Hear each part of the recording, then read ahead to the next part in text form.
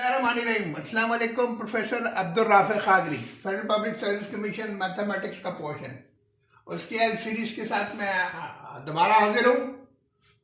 अगर आपका ख्याल है कि हमारी ये वीडियोस आपके काम आ रही हैं तो चैनल को सब्सक्राइब कीजिए, वीडियोस को लाइक कीजिए, अपने दोस्तों को बताइए जो एग्ज़ाम दे रहे हैं और इवन जो एग्ज़ाम नहीं भी दे रहे हैं उन सब के लिए ये हेल्पफुल है। और मेरा फेसबुक ग्रुप भी ज्वाइन कीजिए जिसमें इससे रिलेटेड हेल्पिंग चीज़ें और आ रही हैं, लिंक मैं दे दूँगा। अच्छा देखिए, घबराने की जरूरत नहीं है। हमारी आज की वीडियो ये है, मगर इतनी सारी चीज़ें नहीं है, सिर्फ देखने में बड़ी है, बहुत आसान चीज़ें हैं। अच्छा, फ्रैक्शन हम चल रहे थे तो फ्रैक्शन देखें तीन किस्म की होती है। प्रॉपर फ्रैक्शन कौन सी होती है? जिसमें डिनोमिनेटर न्यूमरेटर से बड़ा होता है। ये देखें 4 3 से बड़ा है, 26 11 से बड़ा है। इम्प्रॉपर फ्रैक्शन क्या होती है? जिसमें न्यूमरेटर बड़ा है, डिनोमिनेटर छोटा है। ऊपर की चीज भारी हो गई ना भाई, नहीं ऐसा नहीं, जैसे ये है, इसको हम कहते हैं इम्प्रॉपर फ्रैक्शन। एक तीसरी फ्रैक्शन की भी किस्म है जिसको हम कहते हैं मिक्स। मिक्स में क्या होता है कि आप एक प्रॉपर फ्रैक्शन और एक नंबर मिला के मिक्स फ्रैक्शन बना देते हैं। ये एक्चुअली क्या होता है कि जब आप इम्प्रॉपर फ्रैक्शन को प्रॉपर फॉर्मेट में लाना चाहते हैं तो एक मिक्स फ्रैक्शन बनती है। कैसे बनती है आइए देखिए। 24/13 की एग्जांपल है ना, इम्प्रॉपर फ्रैक्शन से हम मिक्स बना रहे हैं 24/13। तो आपको याद है दूसरी तीसरी जमात में डिवीजन के काम किए थे। डिवीजन का काम कीजिए। न्यूमरेटर कहां चला गया आपका? ये आपका न्यूमरेटर इधर आएगा अंदर और ये डिनोमिनेटर आ गया। अब देखिए 24 में 13 कितनी बार जाता है? 24 में 13 एक ही बार जाता है, तो हमने कहा वो एक यहां आ गया।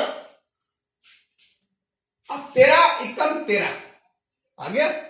24 में से 13 निकाले 11 बचे। क्या 11 और 13 से आते हैं? नहीं जाते। इसका मतलब डिवीजन पूरा हो गया। अब इसको क्या लिखेंगे? हम क्या करेंगे भाई, ये जो पोर्शन था हमारा यहां आ गया, जो बचा हुआ था वो यहां आ गया, ठीक है। और ये हमारा पोर्शन ये यहां आ गया। ये आपकी मिक्स फ्रैक्शन बन गई। ये देखिए, ये मिक्स फ्रैक्शन यही वाली थी, ये हम ले आए। अब मैं हमारे लिंक में और हमारे फेसबुक पेज पे इसकी बहुत सी एक्सरसाइजेज है, वो कीजिए, मुझे जवाब फेसबुक पे जवाब दीजिए, इस पे कमेंट कीजिए, मैं आपको जवाब दूंगा। अब ये देखिए, वैसे तो प्रॉपर फ्रैक्शन है 16/24, 16/24, मगर अच्छी नहीं लग रही इसलिए कि देखिए ये सिंप्लीफाई हो सकती है ना, चीजों को आसान बनाने की आदत डालें। तो आसान बनाने का तरीका क्या है? सिंप्लीफाई क्या करने का? देखें कि कौन सा ऐसा नंबर है जिसे 16 भी बांटा था, 24 भी बांटा। छोटे से छोटे नंबर की बात कीजिएगा, 2 से डिवाइड होते हैं ना सब। तो आपने 16 को 2 से डिवाइड किया, जवाब आया 8। 24 पर 2 से डिवाइड किया, जवाब आया 12। अब ये हो गया 8/12, मगर ये भी बड़े नंबर है। अब देखें क्या ये दोनों भी 2 से डिवाइड हो सकते हैं ना। 8 को 2 से डिवाइड किया, जवाब आया 4। 12 को 2 से जवाब आया 6। 4/6 हो गई। ये वही चल रही है 16/24 का, हमने 4/26 कर लिया। अभी देखिए 4 भी डिवाइड हो सकता है 2 से और 6 भी डिवाइड हो सकता है 2 से। तो 4 को डिवाइड किया 2 से तो 2 आ गया, और 6 को डिवाइड किया 2 से तो 3 आ गया।